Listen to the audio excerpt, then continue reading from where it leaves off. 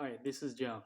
Today I'm going to show you how to replace water filter and air filter for an LG French door refrigerator.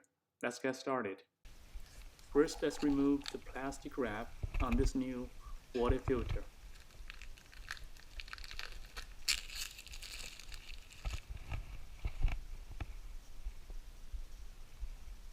The package comes with date labels, which is very cool.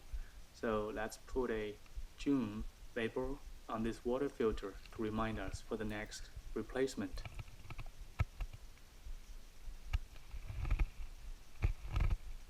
Remove the cap on the top. Place some paper towel in case any water leakage. Open the cap. The key for a successful replacement is to push the original one down towards the end and then pull it.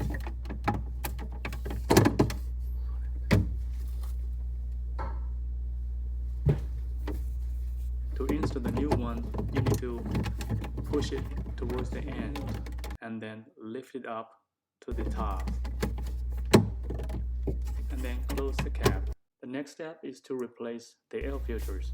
To do that, you need to twist it anti-clockwise by a few degrees and then pull it. Remove the original one and then put the new one into it.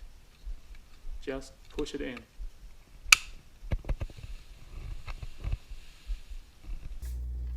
And then twist it clockwise until you hear the clicking sound.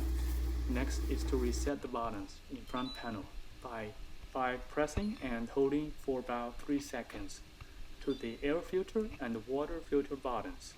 The last step is to remove about half gallon of water, or maybe wait for 30 seconds to remove any residual dust from the water filter. One water filter is good for 200 gallons of water or 6 months, but it really depends on how much you use. I think that's all for today. Let's recap quickly. Today you learned how to replace the air filter and water filter in less than 10 minutes to a LG French door refrigerator.